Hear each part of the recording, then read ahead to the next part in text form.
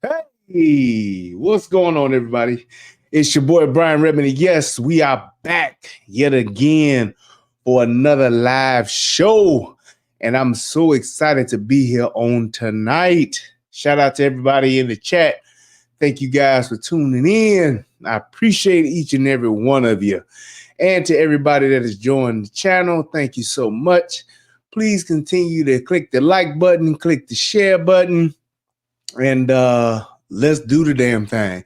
I'm actually gonna dive right in on tonight, and we're gonna get this party started. So, Kamala Harris has finally had a real interview where she was actually pressed for the first time since forever. Um, Shout out to Brett Baier and Fox News. It wasn't a thing to where I thought that they really like attacked her, and that's how some people tried to make it, but nope. They literally, this was the first time she literally had to answer a question. And even though she tried her damnedest to do that famous Oswald Bates Kamala drift off into the weeds rant, he didn't let her off the hook. And I'm so glad he didn't, because that's what her shtick has been. Is she's kind of like the Bruce Lee of interviews, the art of answering a question without answering the question. And it's like she has been allowed to do this for whatever well, that's not for whatever reason. It's just because of the fact that there is little to none journalistic integrity, and the media, the mainstream media networks are all in cahoots together to keep the current agenda moving forward. And that's why there are so many things to this day that we have not even been privy to as a nation. And if you're not willing to go and hunt and dig and dive and seek alternative sources for media content, you wouldn't know half of the things that most people know now about what's going on in the world, and more so in our country. So, I don't know what's gotten into Fox, because for a minute Fox was even doing it, and to still some degree, let me not give them too much credit, and to a large degree too, they're still not doing it. I think that now everybody's kind of like smelling the coffee, and they're starting to see that, yeah, she's probably not going to win. And with that being said, they are trying to get on the right side of things, which is why a lot of the agenda has changed for Fox and how they, the type of content that they put out, and the way that these people are allowed to speak. I would say it's been quite different. So, and it's just so more so geared towards the truth. Um, I wish that all of our mainstream media were like this, because I do believe that it is necessary for us to grow as a nation, for there to be real live reporting and real live journalism, to where somebody's not, following a hidden agenda and misleading the people. And I think that there's so many major media networks that are doing just that. And they've been able to get the greater majority, especially Black celebrities, to toe that line as well. That's why you got all of these Black celebrities just literally saying whatever it takes to convince not just Black people, but everybody else that this is the greatest thing ever, when they've never said or supported this candidate from the beginning. Because before she was the greatest thing ever, you know who was the greatest thing ever before her? Joe Biden. Joe Biden was. You know who was the greatest thing before her? Before him? Barack Obama. You know who's, I'm sorry, not Barack Obama, Hillary Clinton. And then before her, it was Barack Obama. It's like they just literally told the line no matter what so that they can continue to secure their bag and their status. And that's just what it is. So I personally don't give two shits about what the majority, and I'm talking the greater majority of what celebrities have to say or what they think, because pretty much unless they got fuck you money, they all brought and paid for. So here's what it is. He said the Diddy-crats. I call them the Demon-crats, because it's like that whole idea of just the fact that what these people are willing to support and what they willing to go with, it's ridiculous. And they will let anybody say anything to them and they will support it and they will not speak up against it, even though you can clearly see and know that this goes against their moral code, but they don't care. And they traded in their values for fame and fortune. That's all it is. So it is what it is. But let's go ahead and let's get into it.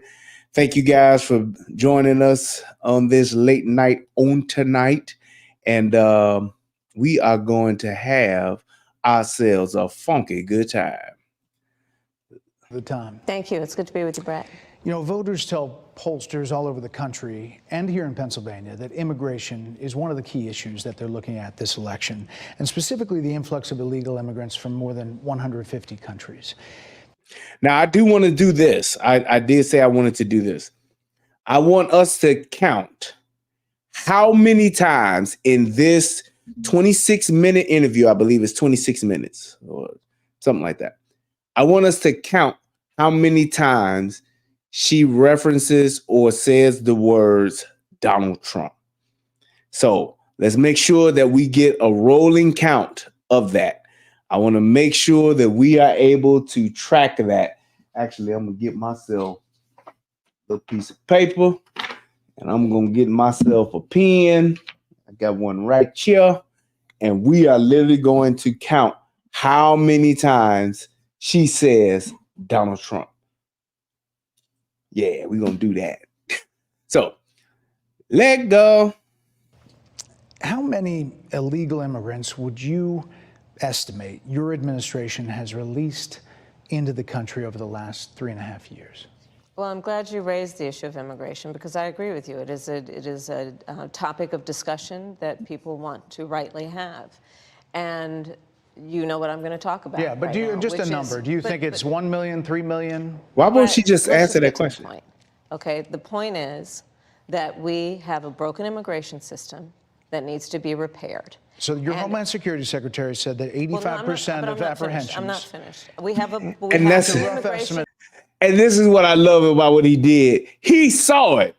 He saw the fact that she was getting ready to do her back down memory lane. I seen this photograph. It kind of made me laugh.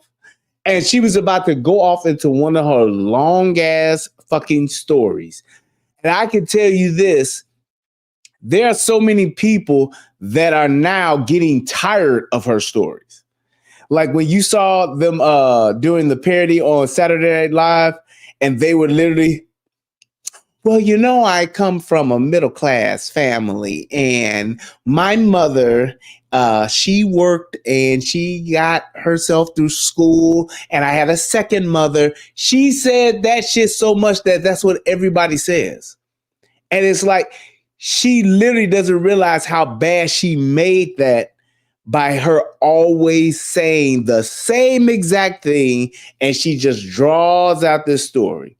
What are you going to do about the economy? Well, I'm going to have an opportunity economy. And it's like, what the fuck does that mean? That's just like somebody asking me, hey, Brian, what are you going to do about the economy when you become president? Well, I'm gonna establish a good economy where people can make money and people can have money and people will be able to dream, and they'll be able to have hopes, and they will be able to be ambitious, and they will be able to be superstitious, and they will be able to be ostentatious, and they will be able to be.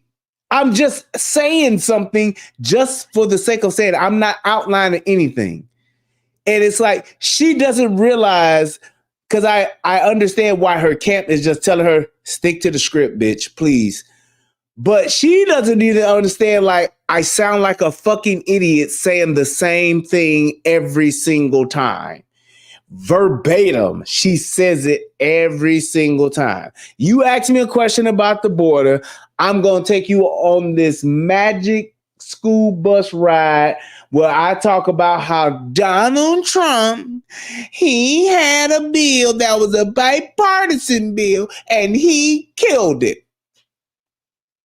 She said the same thing every fucking time. Like, if that's the case, great. How about what's happened the 3 years before that? Well, you know, it was broken already. It was messed up. And it's ridiculous. She makes herself look so stupid. And I wish she was my friend or she was my auntie or something like that. I would tell her flat out, you gotta stop saying that shit the way you're saying it, because it makes you look and sound very stupid, robotic, and just flat out, what do you call it? Where you just don't have any personality. It literally destroys her personality aspect. The fact that you keep saying the same exact thing, the same exact way, in the same exact cadence, tone, every single time, it really makes you seem like you are just that shallow to where you have no real personable skills to where you can actually talk to a person. And that's bad when you're trying to run for the most popularity contest political position in the world. That's just what it is. There's never been a president that just had that was I would say a successful presidential candidate that ran and got elected that just didn't have any fucking personality. And that's exactly how she is. It's sickening, and I don't know, it's just annoying to just see someone doing the same thing, saying the same thing time and time again, every single time. Of 6 million people have been released into the country. And let me just finish. I'll get to the question, I promise you. I was beginning to answer. And when you came into office, your administration immediately reversed a number of Trump border policies. Most significantly, the policy that required illegal immigrants to be detained through deportation, either in the U.S. or in Mexico. And you switched that policy. They were released from custody awaiting trial. So instead, included in those were a large number of single men, adult men, who went on to commit heinous crimes. So, looking back, do you regret the decision to terminate Remain in Mexico at the beginning of your administration? Now, he's asking her specifically about the beginning. Watch what this bitch do. Just watch what she does. As opposed to just saying, well, and here's my part. I'm not saying that you got to admit to what he's saying. But if you want to navigate the question, just do it in a different way. And say, well, I'm not going to admit and say that. I don't think that that's, the right way. Let me say this. She ain't gonna do that. She gonna go right back into that script where she done hit pause and she about to hit play. Watch. At the beginning of our administration, within practically hours of taking the oath, the first bill that we offered Congress, before we worked on infrastructure, before the Inflation Reduction Act, before the CHIPS and Science Act, before the bipartisan Safer Communities Act, the first bill, practically within hours of taking the oath, was a bill to fix our immigration system. Yes, ma'am. It was called the U.S. Citizenship Act of 2021. Exactly. It was essentially a pathway to citizenship for the. She wants, and that's the thing. She wants to bombard you with such a long, drawn out story that she never ever answers the question. And I'm telling you, shout out to Brett Baier for actually saying no, fuck that, not in this interview. And he's seeing it. It's like fucking Neo in the Matrix. You can see the ones and zeros, and you see her trying to take you down this long ass path to nowhere. And she prides herself on being able to just do that every time someone asks her a fucking question. And I don't understand why these other people have not seen that and said anything about it. And people have just been like, her supporters are even just like, yeah, you know, she answered the question the way she answered it. It may not be the way you wanted her to answer, but she answered it. She ain't answering the goddamn question. It's just like even with Donald Trump. Donald Trump has that bullshit he talk about where he does the weave. Donald Trump will get so far off into the weeds and bring up 6 different things and try to tie them all together. I understand the concept, but you don't have to do that every fucking time you answer a question. And it makes him sound stupid when he repeatedly does it. We had the best economy in the world, and the economy was great, and what they're doing to this country is terrible, and they're just ruining this country. If we keep going down this road, the country's it's going to be not a country anymore. They're going to destroy the country. We had the best economy in the world. They ruined this country. What they're doing to this country is ruining this country. It's like, you don't have to do that every time someone asks you a question. Especially if it's a question where you got cold, hard facts and truth.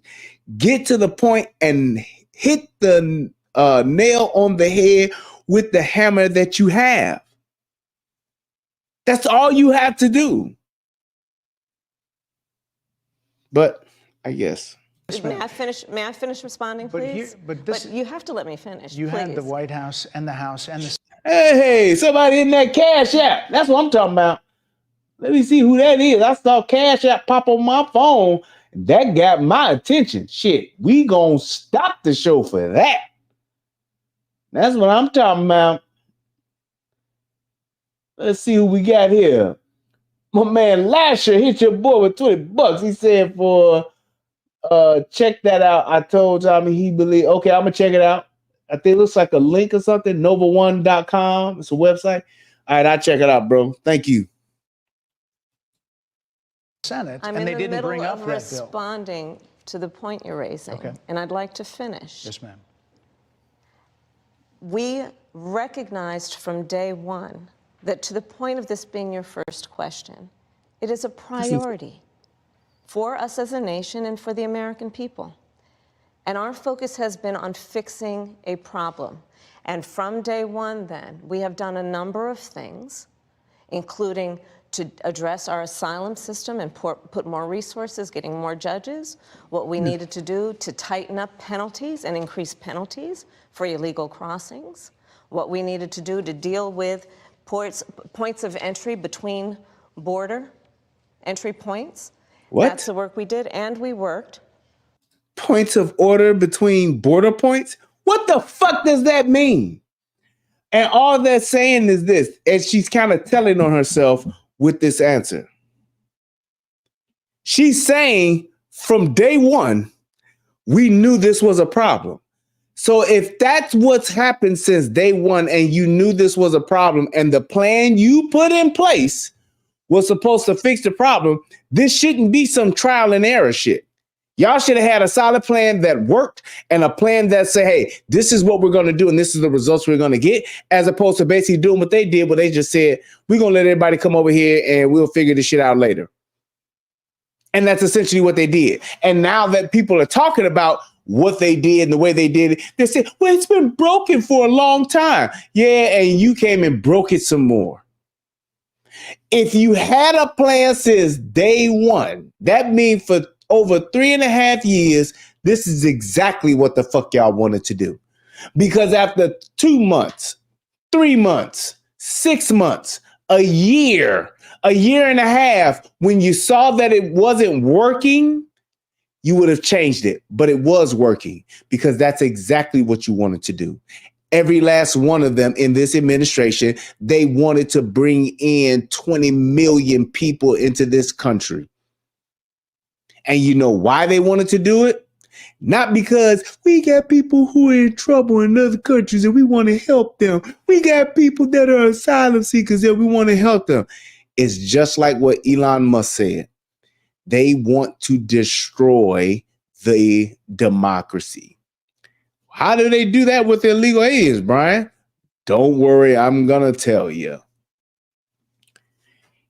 If they allow these illegal aliens, like they did, to come into this country, and they specifically and strategically put them in the border states. I mean, not the border states, but the states where basically it comes down to, what do they call those states? God damn it, somebody will help me. But when they put them in those states that have been the deciding states, Ohio, Minnesota, Michigan, Wisconsin, Pennsylvania, when they put those illegal immigrants into those states, what they're going to do is they're going to sway the pendulum so that those states will go blue, which would then mean if those states go blue, the swing states, thank you so much. If they dump illegal aliens into the swing states and tell those swing states, those illegal aliens that are in those swing states, the only reason why y'all allowed to stay here is because of the Democrats. So y'all better vote Democrats or Donald Trump's going to get rid of you. They're going to vote blue. Now, it takes what? 256, I think it is, 258 or something like that, electoral votes to win. If I can permanently turn by a large margin those swing states blue, then that means what? Those swing states will never be red again, which also means that there will never be enough red states to go and have a Republican president. A Republican, whatever, fill in the blank. Because those states will be blue states like California. California will never be red. Illinois, never be red. New York, never be red. So if it's not red, or if it's a swing state, it's going to go one way or the other. So if that swing state, let's say, for instance, like Georgia was one of them this year, you're talking about 15,000 votes, right? If I bring in 20 million illegals and I put 30,000 of them in Georgia, there go that 15,000. Swing states for Pennsylvania. If the swing state in Pennsylvania was, let's say, 8,000 votes, let's say I drop in 25,000 there. You get where I'm going? Oh, I'm sorry, 270 votes. Thank you, Lasher. So when you think about, if I can drop out of these 20 million different people, if I can drop 15,000, 20,000, 10,000 here and there, and half of them stay, then what am I doing? I'm putting my finger on the scale and I'm tipping it. I make them all citizens, which means now they can all vote. And when you look at those states that have not changed their voting rules, where anybody can vote, anybody can just mail and just show up and you get to vote. We don't give a damn how many times you show up. You can show up 2 or 20. It doesn't matter. Just show up because we want you to be able to vote. You don't need ID. We don't need to know who you are. We just need to know that you're going to punch a goddamn ticket. If I'm doing that, then what's going to happen? I'm going to have those swing states blue. And if the swing states are blue, then that means what? The Democrats will always win in a presidential election because they'll always get the 270.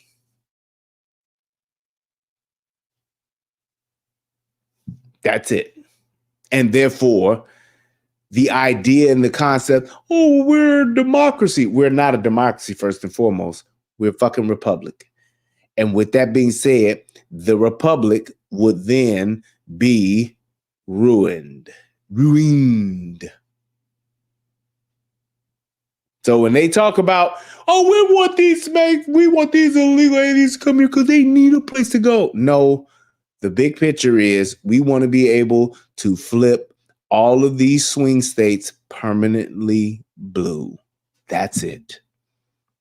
They don't give a good goddamn as to how many it takes to do it. That's why they literally want millions in here. And here's the last part to that. That's the immediate fix. The long-term fix for that is what? All of these illegal aliens are doing what? Having children. All of these foreigners here in this country are having more children than Americans. So you figure in just the people that have come over here since 2021, those people that have come here, fast forward 18 years from now, and all of those people who've had children over the past 3 years now have multiple children that are now of voting age. What is the percentage of those families that vote their party? What is it? Something like 85%, 90%? That say if your household is Republican, you usually vote Republican. If your household is Democrat, 90% of you are going to vote Democrat in your family. So just think, if let's just say out of those, I'd say probably roughly about 15 million illegals have come over. Out of that 15 million, let's say 7 of those, let's say half, are women. If half of those women have one child on average, you're talking about now 7 million additional U.S. natural-born citizens voting how in 18 years? Democrat. Aside from the work issues that occur from that, because all of the Americans that are here are not going to be able to get jobs like they used to. They're going to get out. They're going to get beat out of the jobs that are available. What about the actual people that are now natural-born citizens? How do you think they're going to vote? Which is going to nullify the swing states. It's going to nullify the black vote. They won't give a shit about it. Won't be, what do you want to do to get black people's vote? Not a goddamn thing. They're not the minority. They're the super minority now. There you go. On supporting what was a bipartisan effort, including some of the most conservative members of the United States Congress, to actually strengthen the border. That border bill would have put 1,500 more border agents at the border, which is why I believe the Border Patrol agents supported the bill. It would have allowed us to stem the flow of fentanyl coming into the United States, which is a scourge affecting people of every background, every geographic location in our country, killing people. It would have allowed us to put more resources into prosecuting transnational criminal organizations, which I have done as the Attorney General, former Attorney General of a border state. Madam Vice President, a couple. What the fuck does that have to do with how many illegals y'all let over here in the first 3 years of y'all administration? And here's the other part that they keep leaving out. It also, this bill which is rightfully so why it should have been killed, it would have allowed another 1.8 million illegal immigrants into the country, and they would have been citizens. And this wasn't bipartisan, like, oh, it's half of the conservative Republicans are supporting this bill. Nope, it was like 6 people. Senators and congressmen alike. It was like 6 people. Put it like this. It was enough to where the bill got killed. It wasn't enough till the bill got killed. Just like any other bill that can get killed. This solution and this bill that they keep talking about and have been talking about for the past 6 months, that bill was shit. It was trash, and that's why it didn't get passed. That rhymes. I should be a rapper. Prosecuted trafficking of drugs, guns, and human beings. And Donald Trump, but let me just It finish. is. Democrats voted against that bill. bill. Learned about that bill and told them to kill it because they prefer to run on a problem instead of fixing a problem. And in this election, this is rightly a discussion that the American people want to have. And what they want are solutions, and they want a president of the United States who's not playing political games with the issue, I hear you, but actually is focused on fixing it. 6 Democrats voted. She said playing games. The fact that y'all went and allowed this many people to come into this country, you all allowed that. That's playing the game. That is playing the game. The fact that whatever fucking policy y'all came up with, I don't care what the fuck y'all did, how y'all thought it would work. Y'all came in playing games. Y'all came up with a policy that would do just what y'all wanted it to do. Y'all knew what the fuck y'all were doing when you wrote the fucking executive order. Y'all knew what the fuck y'all were doing when you actually came in and got rid of all of the orders that Donald Trump had in there. I think they tanked something like, or they wrote something like 95 executive orders, some shit like that. It's an absurd number. But the point is that they knew exactly what they were doing. Because if you didn't know, and if you were actually trying to solve a problem, you would have done what? You would have went to Congress and said, hey, y'all come and figure out something for us to do about this broken border that we have. This broken immigration. We want you guys to come and figure out something and work together in a bipartisan bill and present something to us, as opposed to saying, no, this is what we're going to do to try to fix it. When you came in office, it was at whatever level it was, and then what y'all did, raised it, you should have went back to it. But you didn't, because you wanted to do just what you did, which was flood the country with a bunch of swing state voters. Voted against that bill. It would have allowed 1.8 million illegal immigrants into the country a year. A lot of conservatives. These are the nays.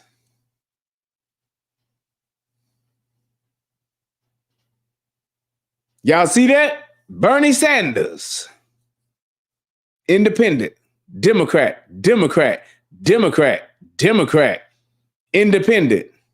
So don't think it was, you think Donald Trump called fucking Bernie Sanders? You think Donald Trump called Booker?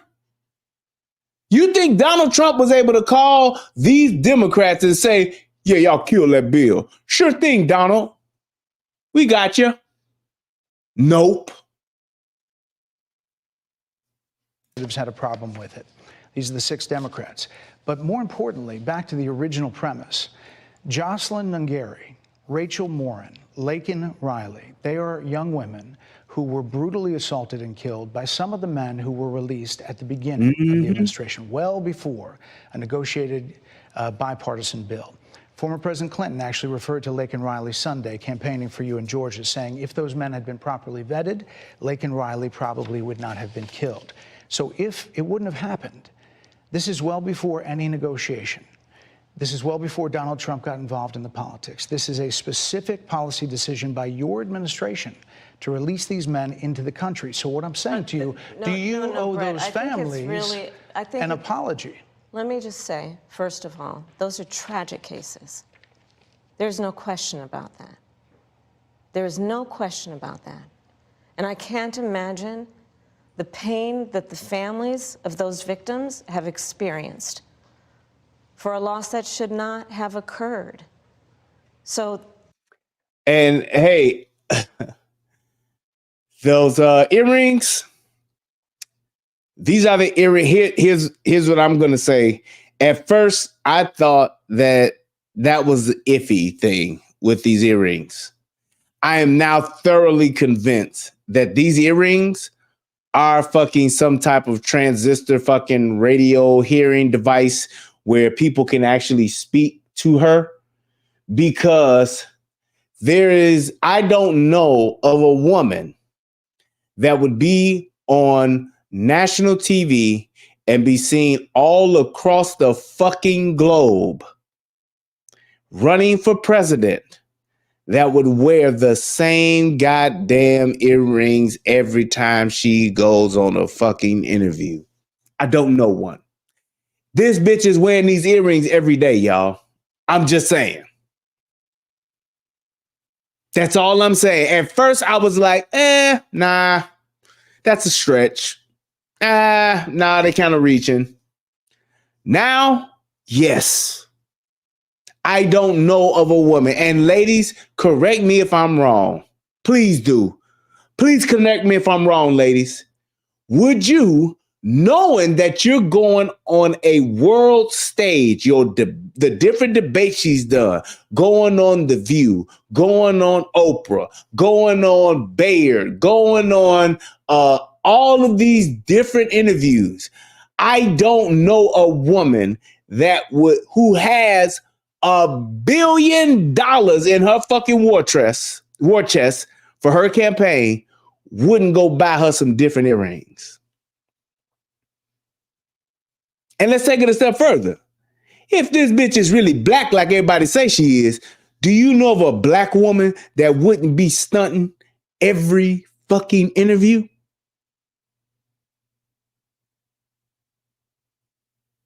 I'm telling you, I don't know. When you count up, since she's been the nominee since what, July?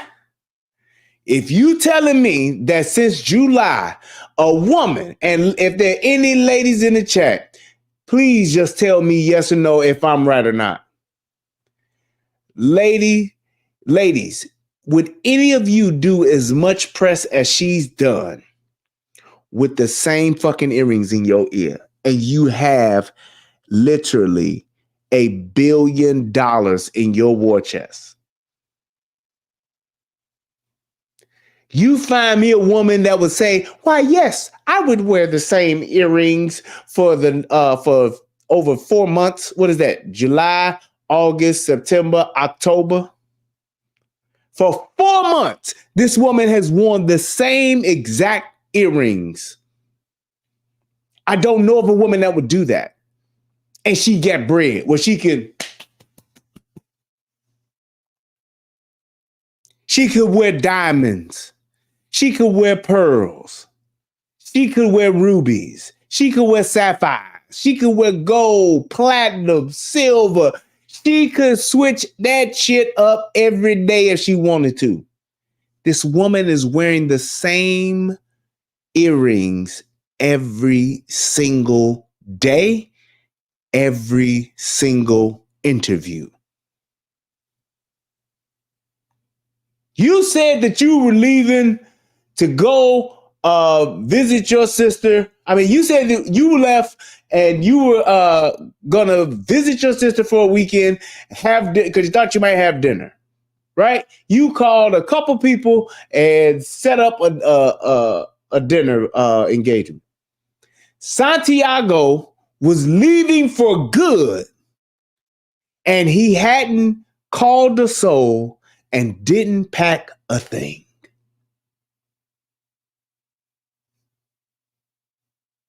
Just think about that. If this woman is, and my thing would be this, if the rumors were true, she would even be more inclined to switch them up.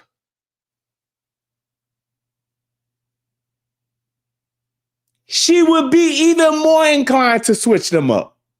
I'm gonna wear my dolphin earrings today, or I'm gonna wear my gold hoops today. Nope, that bitch gonna wear an earring that clips onto her ear like a fucking Bluetooth damn near, and that's what she's doing.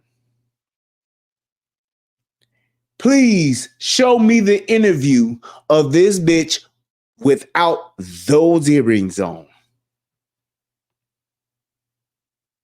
Show me the debate where she don't have them earrings on since July.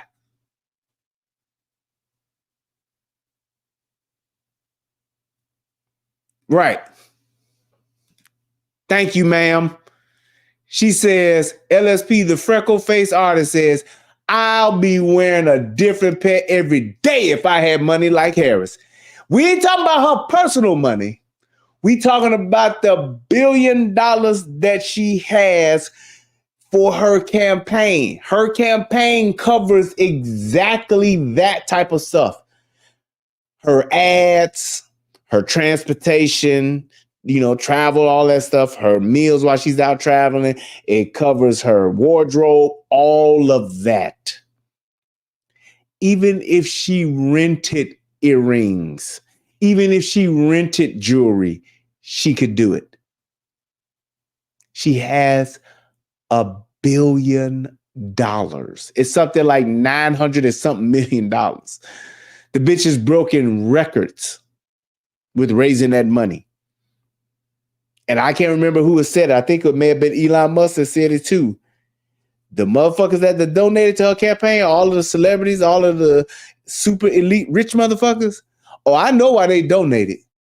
Because they don't want that Epstein that Epstein list to come out. Yep. There you go. That is true. It is also true that if a border security had actually been passed 9 months ago, it would be 9 months that we would have had more border agents at the border, more support for the folks who are working around the clock trying to hold it all together. Madam Vice President. To ensure that no future harm would occur. And this election in 20 days will determine whether we have a president of the United States who actually cares more about fixing a problem, even if it is not to their political advantage in an election, because there was a solution, Brett. Madam Vice President, it was a policy decision in the early part of your administration. I will let one of the mothers talk about it. Take a listen. Because of the Biden-Harris administration open border policies catch and release, they were enrolled in the Alternatives to Detention program. This meant that they were released into the United States. It was not even a full 3 weeks later that they would take my daughter, Jocelyn Nungare's life. I believe the Biden-Harris administration open border policies are responsible for the death of my daughter. That's the early days. So do you owe them an apology is what I'm saying. I will tell you that I am so sorry for her loss. I am so sorry for her loss. Sincerely. But let's talk about what is happening right now with an individual who does not want to participate in solutions. There we go. That's 3 so far. That's 3.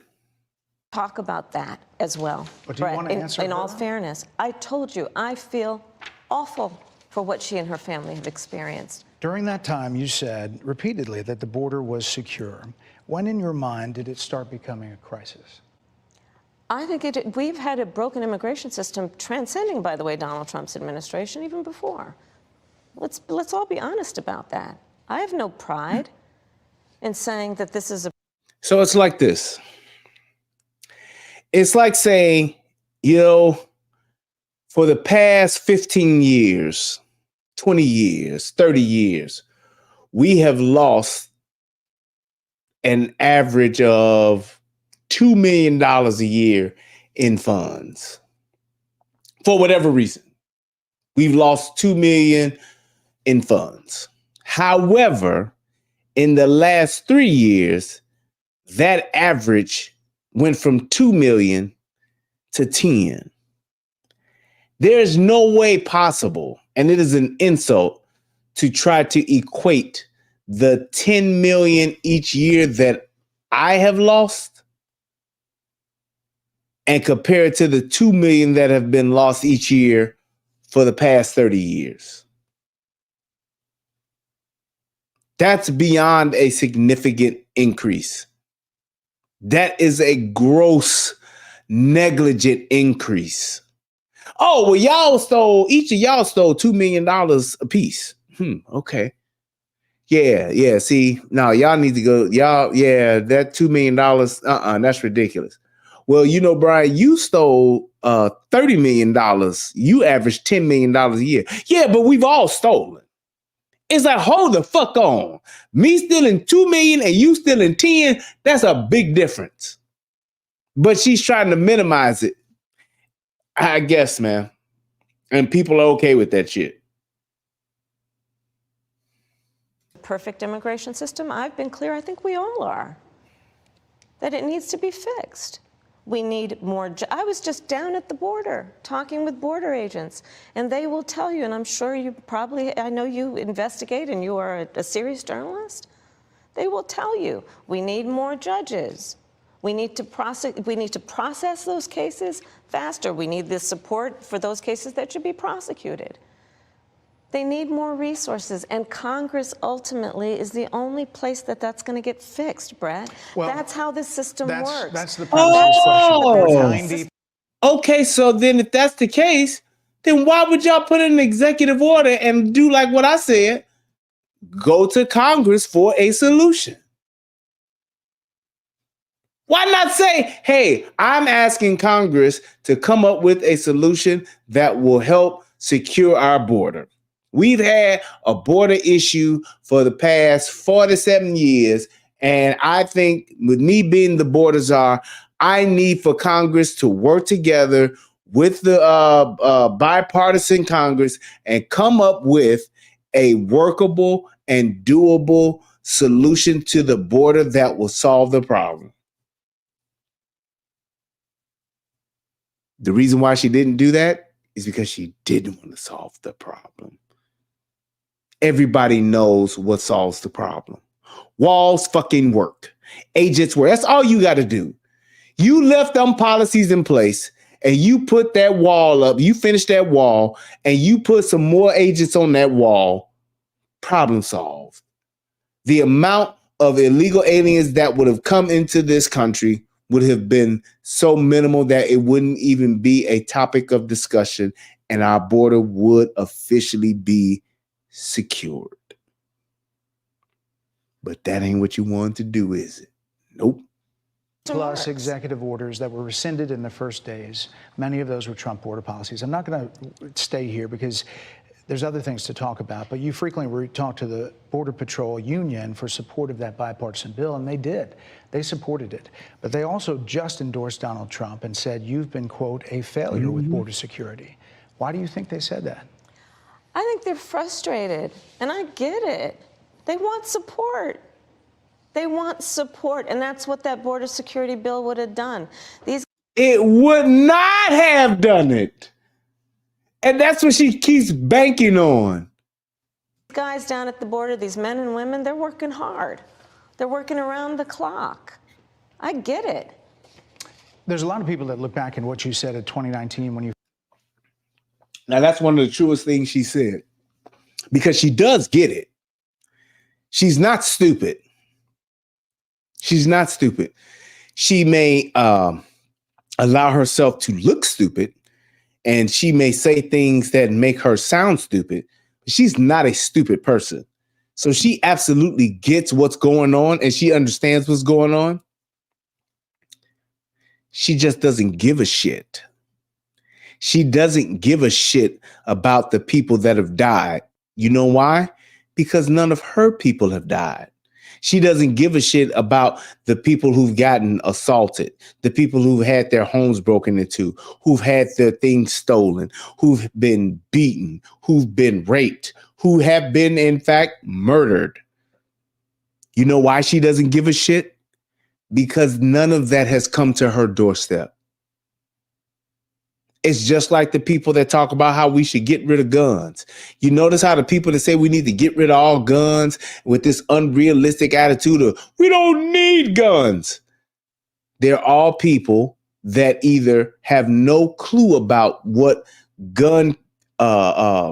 what a gun ban would do, or they live in that bubble where the odds of them being raped, murdered, robbed, home invaded are millions to one. Slim to never happening. Would I give a shit about carrying a gun if I had fucking Secret Service? Probably not. Yeah, y'all can take these guns. My Secret Service details still gonna have them. Yep. My Secret Service got fucking P90s. Yep. Yeah, y'all can have them. Go ahead. Do I give a shit about that? Nope. Do I give a shit about the border being safe? No. Why? Because I got a Secret Service detail. I got people outside my house walking around with fucking automatic weapons when I'm asleep. They're following my kids. They're following my wife, or in her case, her husband. Her family's totally fucking safe. Literally 24/7, she has an armed security detail. But wants you and me, every average day American, to give up our guns because we don't need them. So every time some kid shoots up a school, you want to come take my gun? No. But when you don't have to worry about shit like this happening, that's why you could be so cavalier. That's why you could be so nonchalant. That's why it could be, oh, we just do this. Just like in, what's the movie? Christmas Story. You shoot your eye out, kid. You can't have a BB gun. That's exactly how it is. And they have that attitude because the shit will never hit their doorstep. It will never hit their doorstep. It's like the idea and the fact that you think it's okay that you have armed 24/7 security and you want the people that don't to give up their arms. It lets you know what kind of mentality you actually have, where you truly don't give two shits about the safeties of others. You only care about yourself. Because as long as you got a security, do you realize that this woman has had some type of security detail probably well over more than half of her adult life?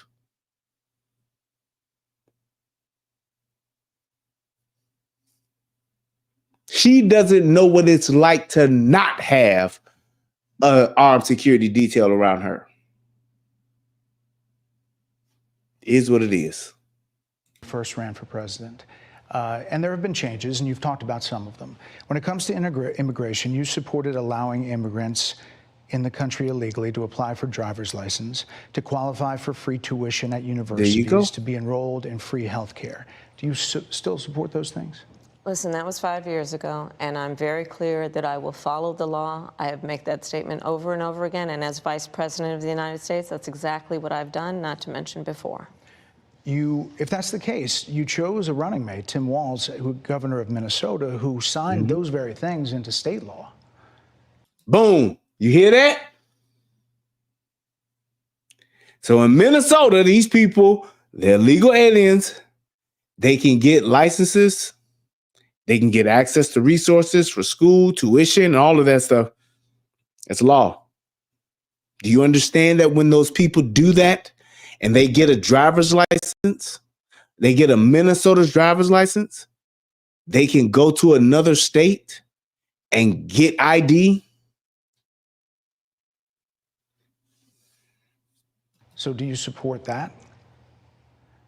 We are very clear, and I am very clear, as is Tim Walz, that we must support and enforce federal law, and that is exactly what we will do. So decriminalizing border crossings, like you said in 2019. I do not believe in decriminalizing border crossings, and I've not You done heard what he that just as Vice said. President. I will Like you not do that said as in president. 2019. So these are evolutions that you've had. No, but let's be very clear. I do not believe Say it in again. decriminalizing. So decriminalizing border crossings, like you said in 2019. Like you said in 2019. You said that in 2019. Now, I don't want to do that no more. Oh, okay. I do not believe in decriminalizing border crossings, and I've not done that as Vice President. I will not do that as President. So these are evolutions that you've had. No, but let's be very clear. I'm the only person who's running for president who has prosecuted transnational criminal organizations, from the Sinaloa cartel to the Guadalajara cartel. To people. The quartet. What does that have to do with the price of rice in China? I am the only one who is prosecuted. Okay, well, my thing would be this. Then, ma'am, go be a prosecutor. We need a fucking president, not a prosecutor. I want a motherfucking president that's going to go in the room and say, hey, man, look, we're going to do things this way. And if you touch one hair on the head of a United States citizen, I'm going to destroy you. And hand them a picture of their house and say, yeah, I'm out. That's the kind of motherfucker I want. That say, don't you fuck with none of my people. And if you touch one hair on their head of one of my people, your house where your family lay its head at, I'm going to blow that shit up. How about that? You and your 37 kids and 42 virgins, Salamale Hussein, whatever the fuck your name is, I'ma level your shit. Because that's what a motherfucker understands.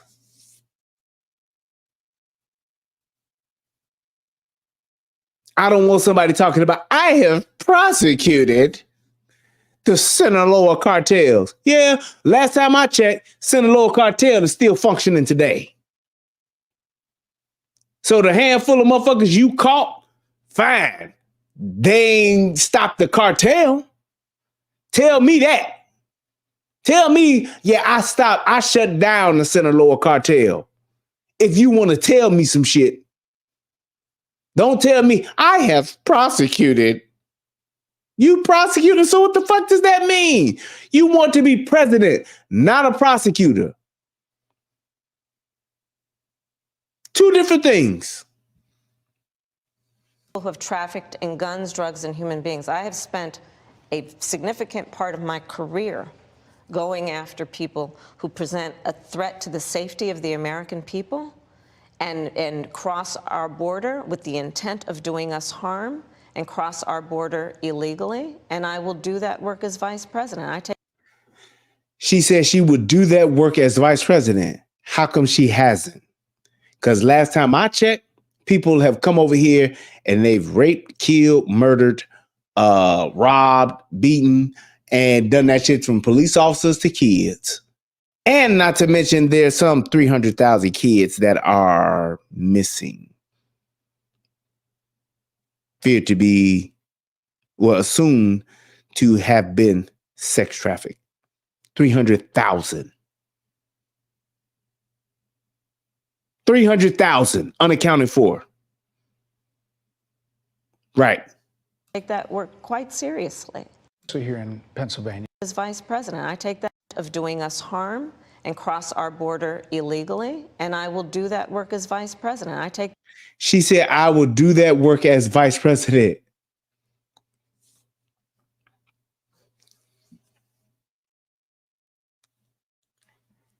You are the Vice President right now. Right now, you are the Vice President. That's what somebody should have been saying in that Bluetooth earring that she got in her ear, instead of letting her sit there saying this stupid shit. She literally just said, I will do that as the vice president. Bitch, you are the vice president. Seriously? That's that Biden shit right there. You don't even know where the fuck you at or who you are. And I will do that as the state attorney. Ma'am, you are the state's attorney. Oh, I mean, as the, right. Have a seat over there, man. We have some papers for you to sign. Hit her with the Judge Wapner. Go right that way. We sign some papers for us down the hallway there. Thank you. That work quite seriously. This is a time when voters, especially here in Pennsylvania, are inundated with commercials and ads. They just want it to stop because it's every commercial. But many of them add noise, but a few of them seem to break through. This particular one from the Trump campaign has gotten a lot of attention. Kamala supports taxpayer-funded sex changes for prisoners. Surgery. For prisoners. For prisoners. Every transgender inmate in the prison system would have access. So are you still in support of using taxpayer dollars to help prison inmates or detained illegal aliens to transition to another gender? I will follow the law, and it's a law that Donald Trump actually followed. You're probably familiar with, now it's a public report, that under Donald Trump's administration, these surgeries were available on a medical necessity basis to people in the federal prison system. And I think, frankly, that ad from the Trump campaign is a little bit of like throwing, stones when you're living in a glass house. There's a Trump.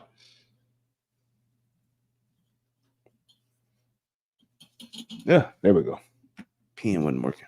The Trump aides say that he never advocated for that prison policy and no gender transition surgeries you know what? You got to take responsible for what happened presidency. in your administration. Yeah, no surgeries happened in his presidency. It's in black and white. Would you still advocate for using taxpayer dollars for gender reassignment surgeries? I will follow the law, just as I think Donald Trump would say he did. You would have a say. There you go, president. Donald Trump. Like I said, I think it's real. He spent $20 million on those ads, trying to create a sense of fear in the voters because he actually has no plan in this election that is about focusing on the needs of the American people. Whereas, at $20 million on that ad. This bitch got $1 billion and she talking about his 20 million. That's somebody in her ear telling her that. I'm sorry, man. It is what it is. That's somebody in her ear telling her that. Because she said it and then she came back and said it again and like really realized what she said. And that's somebody telling her what to say. And then it like the first time she said, it's $20 million in that. Then she like, shit, that is $20 million. That's $20 million that he spent on the ad. She like, yeah. In her mind, she like, yeah, you're right. Yeah, I'm hip. On an issue that, as it relates to the biggest issues that affect the American people, it's really quite remote. And again, his policy was no different. Look at where we are, though. They say on plans for the American people, I'm offering a plan to deal with affordable housing. I'm offering a plan to deal with what we need to do to strengthen small businesses, which are the backbone of America's economy. I am offering a plan that is about taking care of young parents and giving them the support they need. My plans for the economy will strengthen the economy, as have been reviewed by 16 Nobel laureates, Goldman Sachs, Moody's, and how is she just running all this shit off? I'm telling you, it's somebody in the ear, like literally feeding her this shit. I'm sorry, man, but you can't go from not being able to put together a sentence to just running off these ideas like this. And recently, the Wall Street Journal, which have all studied our plans and have indicated my plans for our economy would strengthen our economy, his would make them weak. Why did she just all of a sudden get to start talking about the economy? She was the one that said the needs of the people. And then now she's on the economy.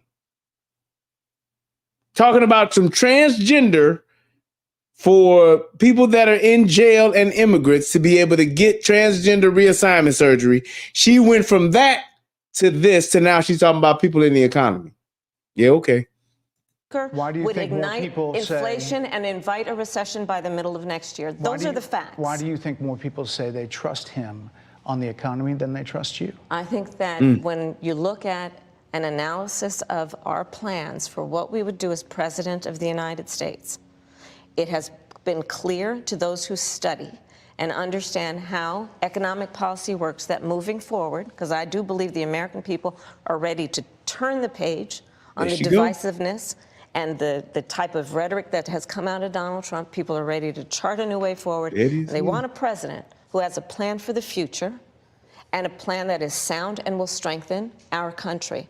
My plan for the economy does exactly that. His plan would be, again, to give tax cuts to billionaires and the biggest corporations in our country and blow up our deficit. It's interesting you said turn the page, Madam Vice President. Now, here's the thing. I will give her credit on this. Yes, she is correct as far as the plan that she has. And she does have a plan to move forward. I'm not knocking that at all. The only problem that I have with the plan is that her plan is literally a socialist plan. She is socialist, communist. That's what she wants to do. She is literally trying to redistribute the wealth and spreading it out to where everybody's we're going to just give y'all this shit. That economy has never worked. So to all of the people that are entertaining and that are subscribing to an economy to where you're getting a bunch of free shit, please note and believe and understand it doesn't work. There is no communist or socialist economy that is functioning today where the people are benefiting. When you go to Russia, who's the richest person in Russia? Vladimir Putin. He is the richest comrade in Russia. And where are the Russians trying to move to? They're trying to move to America. Why? Because America has a better economy, better opportunity. It is capitalist country, no? But it gives the opportunity for us to, not for those that are poor, to be able to make a life for themselves. So yes, her plan is what she's saying that it is. We're going to give you $50,000 to write off for a first year of new business. We're going to give you $6,000 for a new kid for child tax credit. Yes, we are. And we're going to give you $25,000 to put towards a new house for first-time home buyers. So here's my thing, America.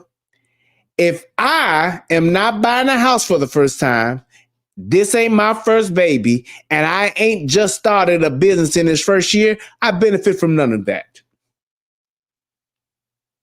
So you tell me, a person who already got 2 kids, already got my business started, and I already bought my house. You tell me, how the fuck do I benefit from her plan? I don't. You know why I don't benefit from her plan? Because I'm fucking funding it. She's steadily going to tax me, the everyday working American, so that I can give you guys who first time tax breaks for a new business, $50,000, first time child tax credit for your first kid, $6,000, and for your first time home buy, $25,000. That money comes from my fucking tax dollars that I don't benefit from, but everybody who's doing one of those 3 things for the first time, they will benefit for it. And then after that first time, they're fucked too, and then they got to toe the line and they got to put in the rest. They got to kick in like the rest of us. So all y'all people that supporting it, man, I like her playing for these ideas. Yeah, well, you tell me what you think your life's going to be like after your first kid. I mean, after the first year of your kid being born, after you just bought your new house, and after you just started year 2 of your new business. You tell me what the fuck your life's going to be like after those 3 things have happened in year 1.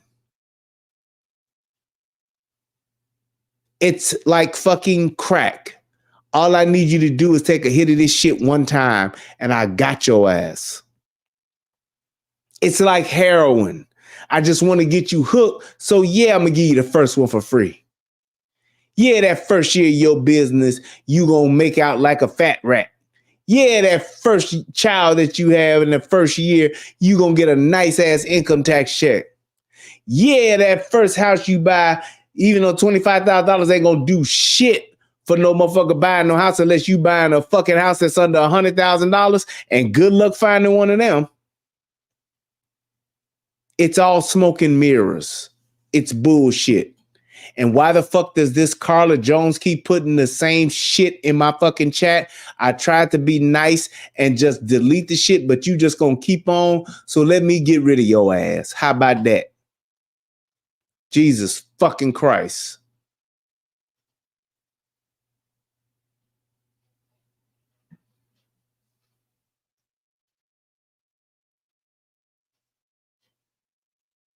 Damn.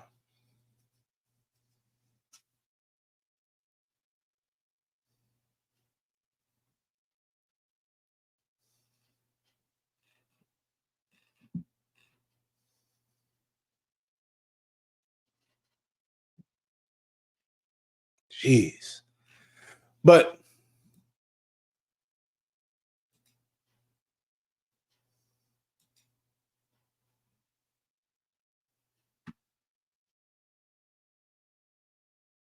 that's all I'm saying. We're asked on 2 different shows last week what, if anything, you would do differently than President Biden. Here's what you said. Would you have done something differently than President Biden during the past 4 years? There is not a thing that comes to mind in terms of, and I've been a part of most of the decisions that have had impact. Under a Harris administration, what would the major changes be and what would stay the same? Sure. Well, I mean, I'm obviously not Joe Biden. I noticed. And so that would be one change in terms of, but also I think it's important to say with, 28 days to go, I'm not Donald Trump. So you're not Joe Biden, you're not Donald Trump, but nothing comes to mind that you would do differently? Let me be very clear. My presidency will not be a continuation of Joe Biden's presidency. And like every new president that comes into office, I will bring my life experiences, my professional experiences, and fresh and new ideas. I represent a new generation of leadership. And I believe that. I honestly do. I honestly believe that her president, if she was to win, her presidency would not be like Joe Biden's. I truly believe that. It would be worse. It would be fucking worse. Is just like how I told people about Chicago when they got rid of Lori Lightfoot. I said, y'all think Brandon Johnson? I said, y'all done fucked up again. Voting black. Voting Democrat and voting black, you fucking yourself over. I said, because what y'all just did, y'all just went from worse to worst. He's going to be worse. I said it. I said, because don't nobody know who the fuck this dude is, and nobody has heard anything about this dude. I said, he's going to be worse. And was I right? Sure in the fuck was. He's fast-tracked sending Chicago to hell in a handbasket. That dude has spent over a fucking $1 billion on migrants, on illegal aliens, as I was corrected earlier. He's bankrupt the fucking city. You know, the city, the budget is, yeah, they're about to be bankrupt. He done fucked up all the church's money in Chicago. But just saying. Just saying. I, for example, am someone who has not spent the majority of my career in Washington, D.C. I invite ideas, whether it be from the Republicans who are supporting me, who were just on stage with me minutes ago, and the business sector, and others who can contribute to the decisions that I make about, for example, my plan for increasing the supply of housing in America and bringing down the cost of housing, addressing the issue of small businesses, which is about working with the... And that's the thing. It's like, how do you bring down the cost of housing? She won't say that. She literally is telling people what they want to hear. And it's so many people that's falling for it that it's sickening. You couldn't tell me that you're going to bring down something, the cost of housing, or you're going to bring down taxes and not tell me how. You couldn't say that to me. Hey, if you vote for me, I'm going to bring down taxes. First thing out of my mouth is going to be, yeah, how you going to do that? Well, I'm going to bring it down by bringing it down. I'm like, yeah, well, you're not going to get my vote until you can tell me how you're going to bring it down. And it's not just you saying you're going to bring it down to bring it down.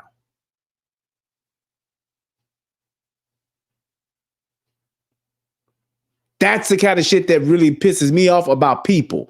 Not the fact that she's saying the stupid shit, but the fact that she's saying the stupid shit, you hearing this stupid shit, and you won't even say, well, wait a minute, bitch, can you at least tell me how?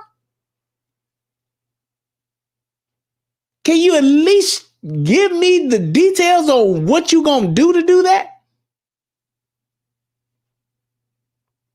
And for the stupid motherfucker that just said probably to the screen, yeah, but Donald Trump did the same thing. You're a goddamn lie. Because Donald Trump has clearly said how he's going to get the economy going instantly by saying, hey, first thing we're going to do is drill. And the reason why we're going to drill is because we can get energy independent, which is going to make energy cheaper, which is going to lower prices, because the prices that one of the reasons why the prices have went up is because of higher fuel costs, because of the fucking ban on fracking and all of the fucking penalties they put on the pipelines and shutting down the pipelines and making energy cost more. Well, pretty much what our business owners have done, they passed the cost of the increased fuel prices and the increased prices of energy onto the users, like they've done historically in this economy. Gas go up, prices go up. Gas go down, prices go down. He didn't break it down in rocket science. He broke it down basically and said, this is one of the first things we're going to do day one, which is going to begin to help to stimulate the economy, because people are going to be able to make more, because they're going to be able to spend more, because they're going to be able to save more. If it don't cost me $90 to fill up my fucking gas tank, then that means, hey, it's only costing me $40. That means I got another $50 to spend on somewhere else. That package of steaks at Costco that was $50 and now it's $88, I can't afford that. Now I can, because that $50 from the gas tank is now the $50 I can use to buy the steaks, who just went down on their prices too. Now my black ass can have steak once again when I want. That's just how that shit works. In its simplest form. Now, there are a lot of other bits and pieces to it, and a lot of other different levels that got to be pulled for the overall improvement of the economy. But just right off the bat, those are some instant things that could happen that could change how people are fucking living their day to day. Private sector to bring more capital and access to capital to our small business leaders, including my plan for a $25,000 down payment assistance for first-time home buyers, and for small businesses extending the tax deduction from $5,000 to $50,000. We've heard a lot about those plans in recent days. Your campaign slogan is a new way forward, and it's time to turn the page. You've been vice president for 3.5 years. So what are you turning the page from? well, first of all, turning the page from the last decade in which we've been burdened with the kind of rhetoric coming from Donald Trump that has been designed and implemented to divide our country and have Americans literally point fingers at each other. Rhetoric and an approach to leadership that suggests that the strength of a leader is based on who you beat down instead of what we all know. The strength of leadership is based on who you lift up. That's not fucking true. The strength of leadership, I don't know why the fuck she just says shit and people just be like, yeah, you're right, it's who you lift up. Leadership is about fucking accountability, responsibility, empowerment. I don't have to lift you the fuck up. I need to be able to hold myself responsible and accountable for being a leader so that I can hold you responsible and accountable, so that I can empower you and show you and teach you, hey, this is why we're doing what we're doing, as opposed to, I gotta lift you up. That's not my fucking job. That's your parents' job.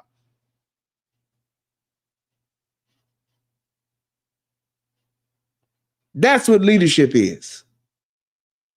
Being able to make the tough choices, being able to do what's best for everyone, not just saying, well, you know, I think this will be the thing that I think would be the best opportunity for everyone, or for first-time home buyers.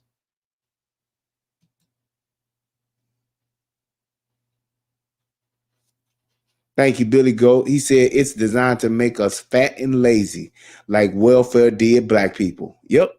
In the words of Tommy, we are the canaries in the coal mine. Now it's time to enact on it, to enact it on the rest of America.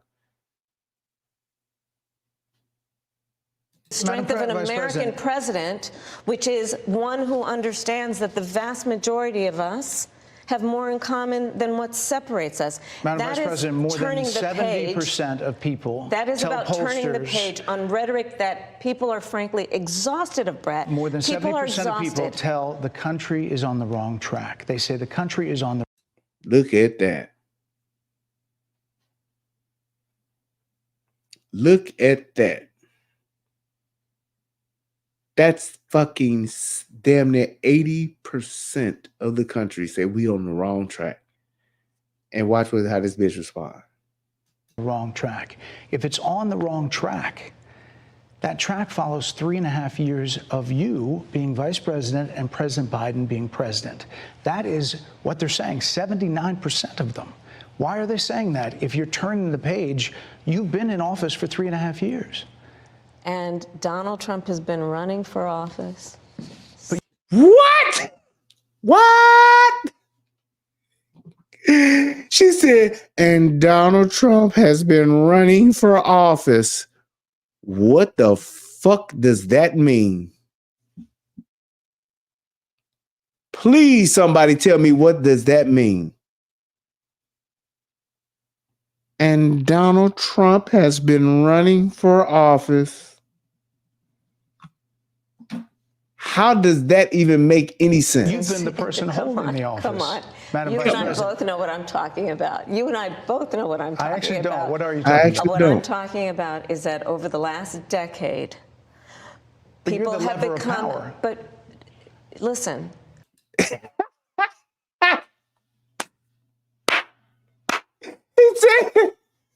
He said, but you're the level of power. She was like,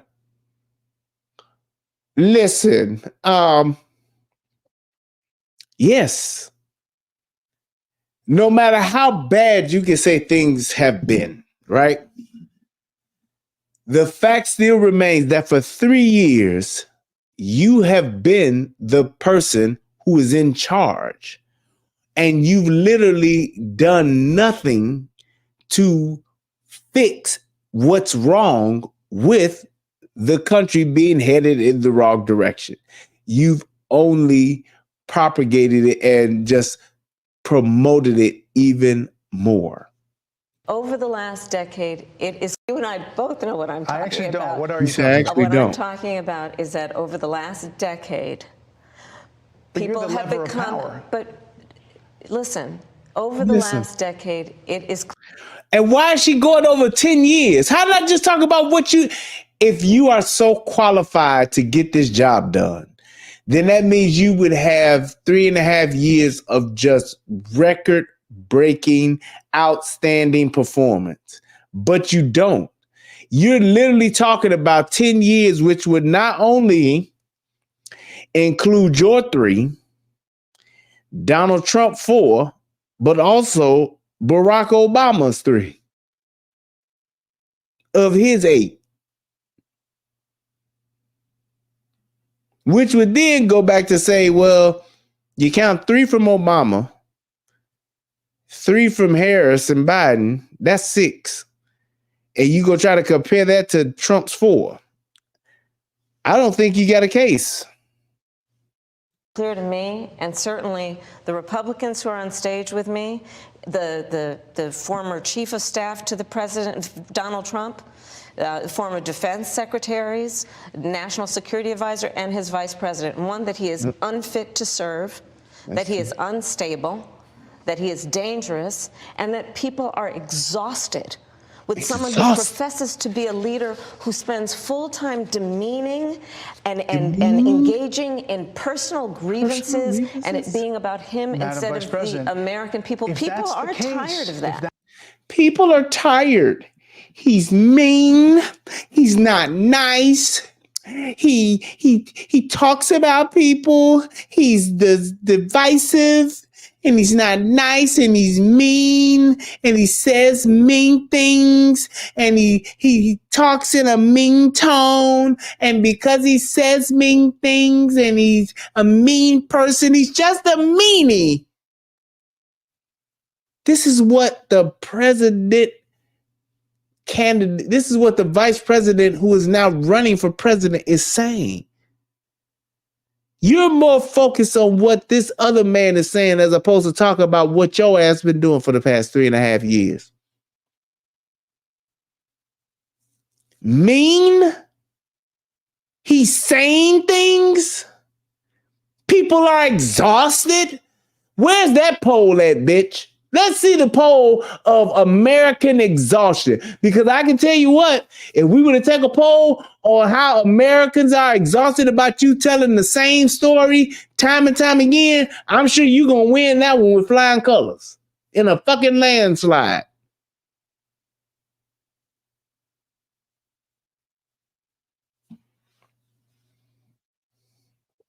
That's the case. Why is half the country supporting him? Why is he beating you in a lot of swing states? Why, if he's as bad as you say that half of this country is now supporting this person who could be the 47th president of the United States? Why is that happening? This was the best question that he asked, that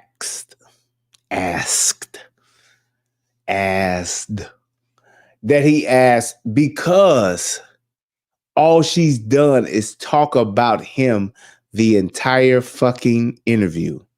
And him to just say, okay, fine.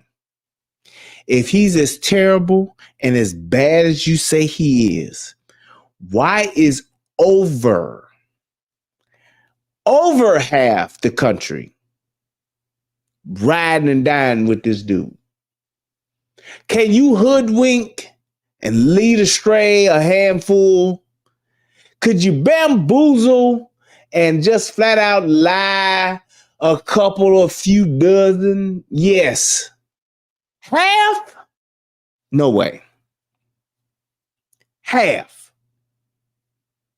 This is an election for president of the United States. It's not supposed to be easy. I know, but that has nothing to do with what he's saying. Well, why would half of the country be rooting for this dude if you say he the worst motherfucker ever? Why would half the country, over half the country, be supporting this dude? Why would 79% of the country say we're headed in the wrong direction if you're the best thing for this country and he's the worst? Those two things should not exist. If they are true and you are the best candidate, they would not exist. And if the country is headed in the right direction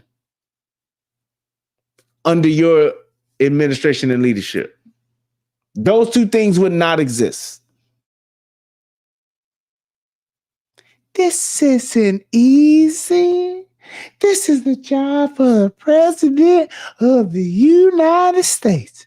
This isn't gonna be easy. It's not supposed to be. It is not supposed to be a cakewalk for anyone. So are they misguided, the 50%? Listen, are they stupid? What is God, it? I would never say that about the. Well, actually, you would say that about the American people because you said that about 18-year-olds. Let's just face it. 18-year-olds are stupid, okay? American people. And in fact, if you listen to Donald Trump, if you watch any of his rallies, he's the one who tends to demean and belittle and diminish the American people. He's the one who talks about an enemy within, an enemy within, talking about the American people, suggesting he would turn the American military on the American people. We asked that question to the former president today. Harris Faulkner. How do you do that? How do you turn the American military on the American people? He's demeaning, he diminishes, and he's going to turn the American military on the American people. How, Sway? How? How do you do that? She's literally just making shit up. If she honestly believes that that can happen, that just goes to show how incompetent she is. Just like I've heard just people say, you know, if he gets in office, he's going to turn into a dictator and he's never going to get out of office. He's going to do away with our government and he's just going to be in charge, just like Putin is. You do realize, like, our government is specifically and intentionally set up to where that could not happen. And I get it that regular, everyday civilians would say that just because of propaganda and just fucking lies that they've been told. I'll give them a pass. There's no way that a politician who should at some point or another have been a political science student who has achieved the level of office that she has and is able to say that and believe it. It's disgraceful that she said that. A town hall, and this is how he responded. I heard about that. They were saying I was like threatening. I'm not threatening anybody. They're the ones doing the threatening. They do phony investigations. I've been investigated more than Alphonse Capone. He was the greatest gangster. No, it's true. No, but think of it. It's called weaponization of government. It's a terrible thing. So, Brett, I'm sorry, and with all due respect, that clip was not what he has been saying about the enemy within that he has repeated when he's speaking about the American people. That's not what you just showed. Now, I will give her credit for this. I don't know what the fuck that was, but that wasn't saying anything to what he was referencing and what she said. So I don't get that part. That didn't make sense to me. So it was like he's talking about being prosecuted by the weaponization of the government. I don't know what the fuck that meant with what he was saying before and what she's saying now. So I got to side with her on that because that didn't make sense. I didn't get that. No, that's not what you just showed. In all fairness and respect to you, that was the question that we asked him. You didn't show that, and here's the bottom line. He has repeated it many times. Right, because she's saying that she didn't show that they didn't show the question, which she is right. They didn't. So I didn't understand that part. So I don't know what the fuck that was about, but that did not make sense. So. And you and I both know that. And you and I both know that he has talked about turning the American military on the American people. He has talked about. I've never heard that. I would love to see that clip where she said that he said he's going to turn the American military on the American people. I would love to see that because I've never seen it, never heard it.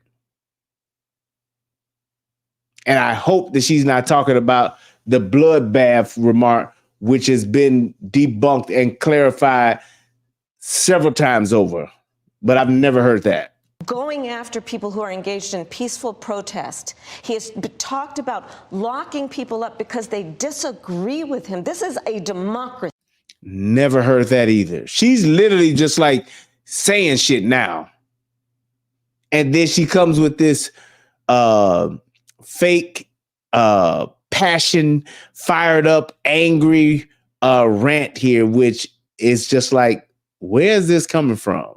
But let's watch. And in a democracy, the President of the United States, in the United States of America, should be willing to be able to handle criticism without saying he'd lock people up for doing it. And this is what is at stake, which is why you have someone like... I can tell you one thing I hate about any politician is when they do this shit or they do this. I fucking hate it because it's literally a gesture or emotion that they do with their hands as opposed to doing to what they naturally want to do, which is point the finger. This is fucking stupid, and this is even more stupid. If they're going to do this, he's gonna do... That's a fucking puppet fucking move, and I fucking hate it. I would rather you either use your hands to actually point to what it is that you're saying or to use your hands to describe what you're saying as opposed to saying,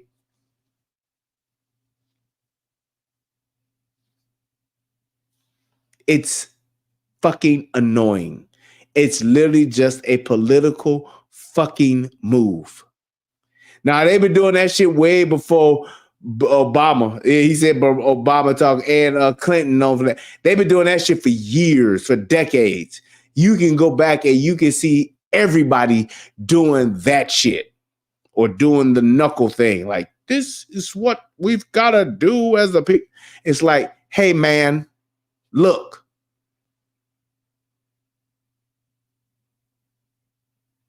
It's fucking stupid and I fucking hate it. Sorry. The former chairman of the Joint Chiefs of Staff saying what Mark Milley has said about Donald Trump being a threat to the United States of America. He's quoted in the Bob Woodward book that way, yes. Let me ask you this, Madam Vice President. You call Donald Trump... The significance you of that. call Donald Trump... he's misguided. You say now he's unstable. He is unstable, Brett. He's not well. You say he's mentally not stable. He's not stable. Let me ask you this. You told many interviewers that he's not stable. We should all be concerned. Says the bitch who been in the same White House, been the first one in the room and the last one to leave the room with the most senile, absent-minded fucking politician of all time. The only person that is more senile and just more not with it, if you will, would be Feinstein, the lady who just died, that they was wheeling around in a fucking wheelchair, who haven't spoken a word in fucking 10 years. And she's talking about Trump. And she's not acknowledging shit about Biden. She's full of shit. We should all be concerned. Oh, shut up. Oh, shit, I did not try to do that. How many who can contribute to the decisions that I make about, for example, my plan for... If it's on the wrong... But listen, over the last decade, it is costed. With someone who professes to be a leader who spends full time demeaning and engaging in personal grievances and it being about him instead of the American. That half of this country is now supporting. Are they misguided, the 50%? Enemy within. And we asked that question to the former president today. Anybody. So, Brett, I'm sorry. You just showed. He was asked about that specific... No, that's not what you just showed. And all And you and I both know that. And you and I both know that he has talked about turning the American military on the American people. He has talked about going after people who are engaged in peaceful protest. He has talked about locking people up because they disagree with him. This is a democracy willing to be able to handle criticism. Saying what Mark Milley has said about Donald Trump being a threat. Let me ask you this, Madam Vice President. You call Donald Trump. The significance you of that. call Donald Trump. He's misguided. You say now he's unstable. He is unstable, Brett. He's not well. You say he's mentally not stable. He's not stable. Let me ask you this. You told many interviewers that Joe Biden was on his game, that ran around circles on his staff. When did you first notice that President Biden's mental faculties appeared diminished? Joe Biden, I have watched from the Oval Office to the Situation Room, and he has the judgment and the experience to do exactly what he has done in making very important decisions on behalf of the American people. And that right there lets you know that she is just flat out full of shit. The fact that she was willing, after what she just said about Donald Trump and how everybody should be concerned and about how he's not stable, and she just turned right back around in the same breath and said that fucking Joe Biden was with it and that he was knowing what was going on.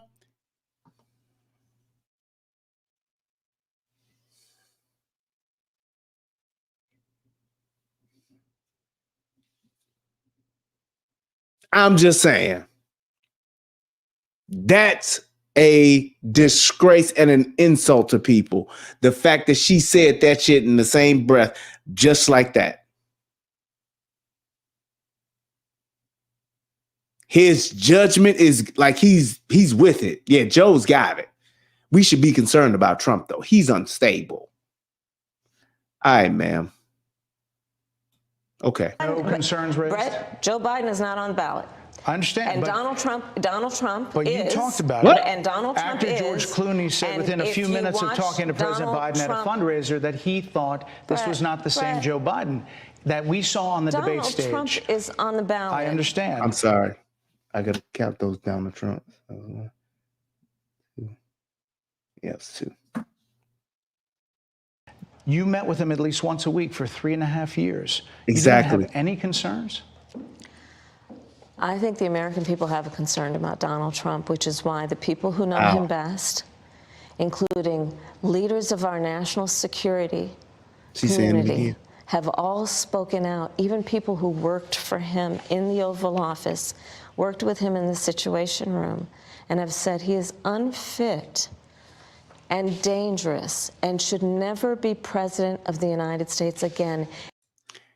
Now, mind you, statistically, they've said that over 72% of her administrative staff has left.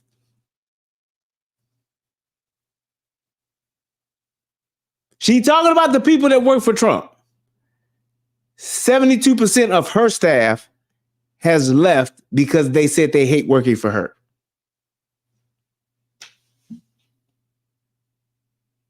Do you see the hypocrisy and the just overall just insulting of just people's common sense? She literally thinks that it's okay for her to say what she's saying, knowing the truth of what her administrative staff has said about her. I don't give a fuck about none of that. I'm going to make up this shit about Donald Trump. Now, yes, there have been plenty of people that have come and said the shit about Trump, and they've all been the same type of people that would be for her. They don't want to, they're mad because Trump wouldn't do what they wanted him to do, and they got fired for whatever reason. And now they're upset. Fine. You would then turn around and say the same thing for her then, right? So it can't be that all the people that don't work for Trump anymore that's talking against Trump are good people and they know what they're talking about, But all the people that have said the same shit about her and that have left, those people ain't. No, there's something wrong with them. What the fuck is this bug flying around here? Including his former vice president, which is why the job was open for him to choose another running mate. So that is a fact. That is a fact. Madam Vice President. That is a fact. Two more things. You were asked on 60 Minutes about the biggest threat that the world faces, that the U.S. faces. This is what you said.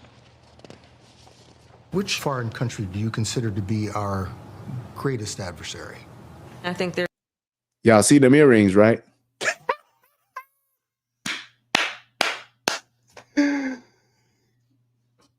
Y'all see them earrings, right? I'm just saying.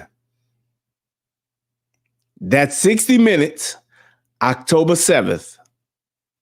October 7th. You see them earrings, right?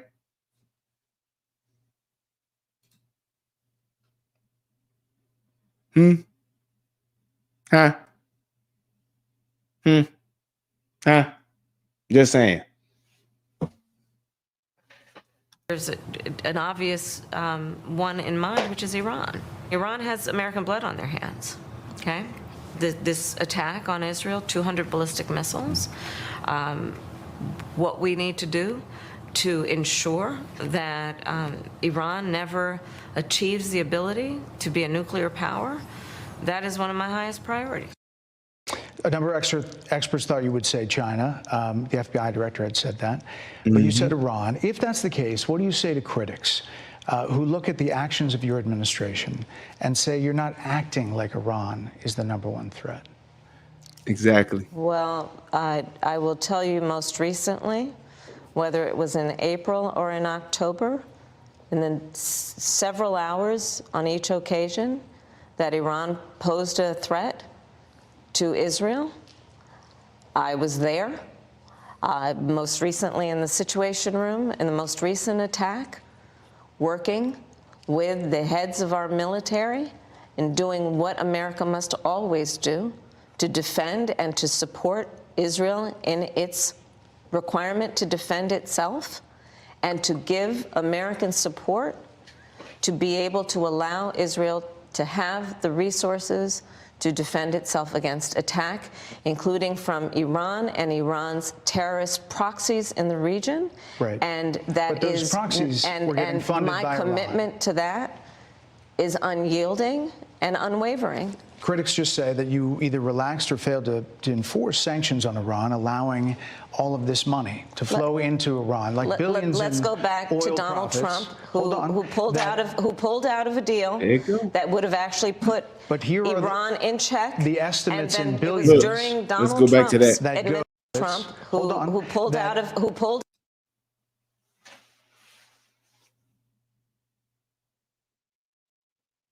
So, oil revenue from Iran since they've been in office, 37 billion first year, 54 billion second, 53 billion dollars, not millions, billions, like the fucking show, billions. 2023, 53 billion. 2024, 51 billion. And we still got how many months left?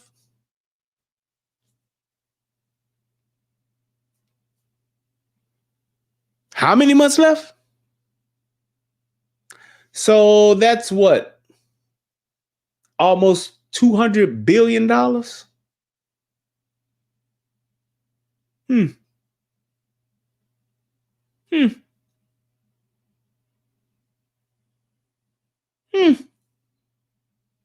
Almost $200 billion estimate. So I would imagine it's over. Out of a deal that would have actually put Iran in check. The estimates in billions. It was during Donald Trump's that administration go towards that the Iran regime. That we had an American military base that was attacked where American soldiers suffered traumatic. That didn't happen. Not under him. Here's my question. What does what Donald Trump did with Iran have to do with what y'all did for Iran? I don't know, but that's her strategy. Brain injuries, and Donald Trump dismissed them as headaches, not to mention how Donald Trump has all of this money has treated and talked about America's military and military service people, calling them suckers and losers, Hamas, has diminished and the significance. We're talking over each other. I apologize. Well, I would like that we would have a conversation that is grounded in full assessment of the facts, which includes, I think this interview is supposed to be about the choices that your viewers should be presented about this election, and the contrast is important. Yes, ma'am. And on the subject of Iran, I am offering what should be an important contrast that is presented for folks to make a decision that they feel. Who look at what the administration did and say and think differently. Madam Vice President, they're wrapping me very hard here. I hope you got to say what you wanted to say about Donald Trump. And here's my thing. Do you realize that every answer or response that she has in her strategy is to say, fuck these 3 years that I've been in charge. Let's go back 7 years and talk about the time that Donald Trump has been in charge. No matter what it is. We're not going to talk about the shit I did. We're going to talk about what happened before me. Because that way, by the time I get through telling you about that, you ain't gonna give a shit about what the fuck I did, and neither am I, because I ain't gonna remember it. There are a lot of things. There's more to say. I have much more to say. There are a lot of things that people want to learn about you and your policies, and that's why I invite everyone to go to KamalaHarris.com. And you will see that I have 80 pages of policies that are quite comprehensive and should be accessible to anyone who would like to read them. And it includes what I intend to do about affordable housing, what I intend to do about small businesses, what I do and that's why we invited you here our economy, to see where you were in 2019 and where you are now. America's military and ensure we have the most lethal and best fighting force in the world. Madam Vice President, and they're giving me a hard rap Well, here. I thank you for the time. I thank you for the time. It's good to meet you. Thank you very much. Thank you. Hey, Sean Hannity here. Hey, Terrible. click here. I'll just say, I think she just had one of the worst interviews possible. And also, I wanted to play this part too. I want you to hear what Brett Baier said Howard joins us about now. her. Brett, good morning to you, and thank you for your time this morning. Good morning. You've had 15 hours now to marinate over this. What did you think about how it went? You know, guys, good morning. I left there right after the interview, and I thought, wow, this was really a lot more contentious than I thought. It was there was a lot of filibustering. I didn't really want to keep on interrupting, but if I didn't, I thought there were maybe be 4 answers total in the interview. Yep. I think I came away with there were moments that clearly she prepared for, that I think she wanted to have the viral moment, and she got it, and I think her campaign was happy with that. I think there were things that Mark played and some other moments where I think a lot of people looking back at the transcript are going to say, wow, that's interesting, it's newsy, it's not what she usually answers. One of the things you talked about at some length was immigration. And if you pull up call for number 1, this is about her reaction, the Biden-Harris reaction to migrant crime. Let me just say, first of all, those are tragic cases. There's no question about that. So do you owe them an apology is what I'm saying. I will tell you that I am so sorry for her loss. I'm so sorry. I'm so sorry for her loss. I'm Sincerely. so sorry. But let's talk about what is happening right now with an individual who does not want to participate in solutions. Let's talk about that. And it's like she keeps bringing this up, and it's like this. Let's just say you have a house. And let's say you come home and you see that the house is burned down. Okay? House has been torched. House is torched, and you see me show up to your house with a gas can saying, you know, you really just need to start building the house over again. I mean, that's the best solution because you don't have a house now. So you kind of want to start rebuilding it. Are you going to be more concerned about saying, well, yeah, you're right, I need to rebuild my house? Or would you want to address the person who has the gas can, who has essentially been responsible for burning your fucking house down? You came and poured gasoline on my house, all through my house, set it on fire, burned it down to the ground. And now because you want to show up with a construction crew to help me rebuild my house, I'm supposed to just say, fuck the fact that you burned it down? That's essentially what they're doing. We're going to burn this shit down and we're going to let it burn. And then 3.5 years later, we're going to come back and say, hey, let's rebuild this. And you also say, well, yeah, I guess we should rebuild it. You want to rebuild it with the motherfuckers who tore it down. Who in the fuck in their right minds would do that? Why would I trust the person who literally has the gas can that burned my house down to then turn around and help me rebuild that very same house? If that's not what you would call Munchausen syndrome, who in the fuck would identify with their abuser that way? Sick fucks, that's who would. As well. But do you want to answer in all fairness, I told you, I feel awful for what she and her family have experienced. One thing I noticed is that she didn't really seem to have a way to say, so here's what I'm going to do differently going forward, an opportunity to do that. That could have been an opportunity missed. Yeah, and listen, Dana, that's the key thing about immigration is that the 94 executive orders that were rescinded in the first days of the Biden-Harris administration, they opened the door. They took away 94 executive orders got rescinded in the first day.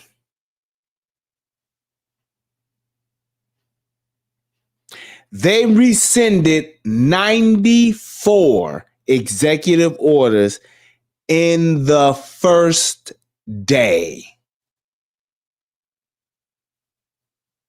which means they meant for all of this shit to happen. If that's not intentional, I don't know what the fuck is. 94 executive orders rescinded day one. It is what it is. The catch and release, they took away Remain in Mexico, and that's the whole thing. I mean, she wants to talk about this bill that they dropped first, which was kind of an amnesty bill to path the citizenship for 11 million immigrants in the first days that had no chance. The White House had the Democrats had the White House, the House, and the Senate, and they didn't bring it up or push it. The second bill she talks about right away is the comprehensive bipartisan bill that had 6 Democrats that voted against it, and you know, yes, Donald Trump maybe lobbied against it, but there were also problems with that. And in between those 3.5 years was things that could have happened. And we've talked about that many times. And that's what. And here's the thing. Angela said 94 is a lot. It's a lot. And let's just say, for instance, if that's the course, right? If everybody does that, which I doubt, which I think probably hasn't happened like that before to that magnitude. But my thing would be this. If you go and rescind 94 executive orders, then that means you have a plan and you are being very intentional on what you are not necessarily doing, but you are intentional on what you are absolutely undoing. And that means you know what's going to happen with the things that you undo, what the fallout and ramifications are going to be of that. And it is exactly what you wanted and what you welcomed in. Y'all ushered in all this bullshit that's going on now, and you did it knowingly and willingly so. I was trying to get to. And then you did press her on the fact that the American people say that 79% of the country think it's on the wrong track. She tried to say, but that's because Trump's been running for 8 years. What'd you make of it? I thought it was interesting. I just think she came back to Donald Trump, I think maybe 15 or 20 times in the interview. And that one was really interesting because I was talking about the wrong track and she said, you know what I'm talking about. And I actually didn't. And I just said, I actually don't know what you're talking about. And I think that was an interesting moment because she kept on going back to Donald Trump. Actually, she said his name 22 times. She said his name or referenced him 22 times in a 26-minute interview. That's about his name being mentioned once every minute, which goes to show that you really ain't running on nothing but a bunch of bullshit if all you can do in your interviews is talk about another motherfucker without bringing your shit forward first. In 20 minutes, you talked about this dude for 22 times you mentioned his name? I guess. When the biggest complaint about you is nobody really knows what you're standing for and what you actually want to do. Specifically. Not saying that you ain't got your website up, and I'm not saying that you don't have, the things you've said, but actually getting those things to the point where people understand the details of it, you haven't done any of that. But whatever. You spending your time talking about the person who's 79% of the country is saying, who over half of the country is saying, yeah, we with him. Oh, shit. What did you think about it? As well. But do you want to answer in all fairness, I told you, she and her family. To have a way to say, so here's what I'm going to do differently going forward, an opportunity to do that, that could have been an opportunity missed. Yeah, and listen, Dana, that's the key thing about immigration is that the 94 executive orders that were rescinded in the first days of the Biden-Harris administration, they opened the door. They took away the catch and release. They took away Remain in Mexico, and that's the whole thing. She wants to talk about this bill that they dropped first, which was kind of an amnesty bill to path the citizenship for 11 million immigrants in the first days that had no chance. The White House had the Democrats had the White House, the House, and the Senate, and they didn't bring it up or push it. Exactly. The second bill she talks about right away is the comprehensive bipartisan bill that had 6 Democrats that voted against it.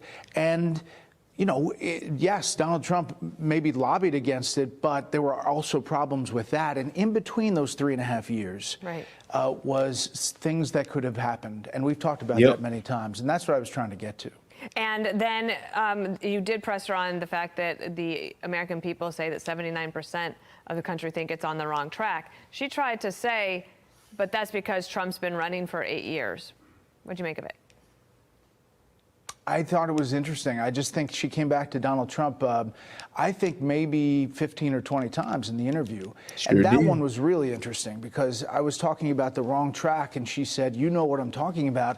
And I actually didn't. And I just said, I actually don't know what you're talking about. And I think that was an interesting moment because she kept on going back to Donald Trump, who obviously hasn't been in office for the last 3.5 years. And for those of you that didn't see last night, Brett, you explained that they got there a little late and then they tried to cut it off. So that's why you were sort of rushing at the end to let it come to a close. Yeah, it was a quick dismount because I had a lot of people rapping me doing the big rap. But listen, I'm very grateful that they came on, and dealing with the Harris people has been fine. It was a little tense because we had a time deadline, and it started later. And originally we had 25, 30 minutes. Then it was 20 minutes. They were watching the clock, and so we had to speed things up at the end. Brett, Mr. Gracious Baier, it was good to have you today. Congrats on that interview. I'm sure everyone's going to be talking about it for days to come. 19 days to go until the election. Thank you. I'm Steve Doocy. Yes, it is. But I guess the biggest thing that I saw from all of this is just a thing of when you look at where we're at as a country, when you look at what the ramifications of what they've done these past 3 years and where we need to go, whatever dislikes you may have about Donald Trump, you shouldn't in no shape, form, or fashion allow what you don't personally like about somebody you don't know affect what your everyday today lives will be like from an economy perspective, from a safety and security perspective. Those two things alone, you know who's been at the helm when they've gotten out of hand. Why would you go with more of that?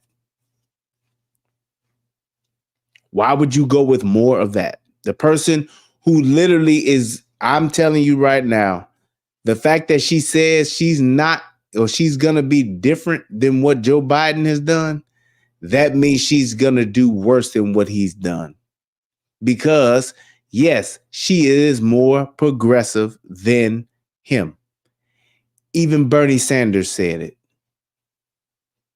Even Bernie Sanders said she's going to say whatever she has to say to pander to the Democrats. She will say whatever it takes. And all I'm saying is, are you going to go by what somebody's just saying, or are you going to go by what somebody has previously done? Because what she's done and what Trump has done, it's literally night and day.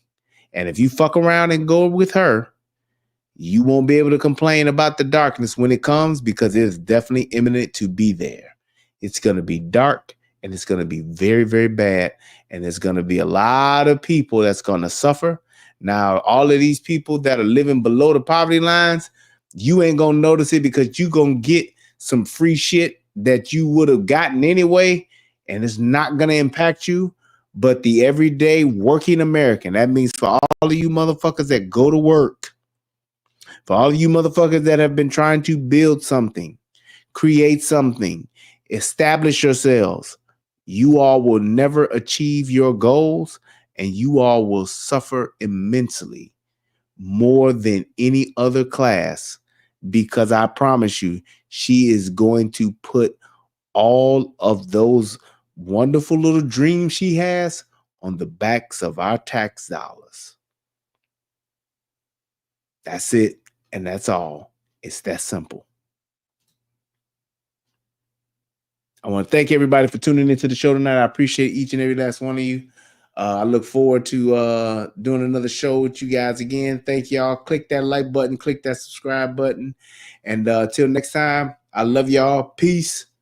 And I'm out.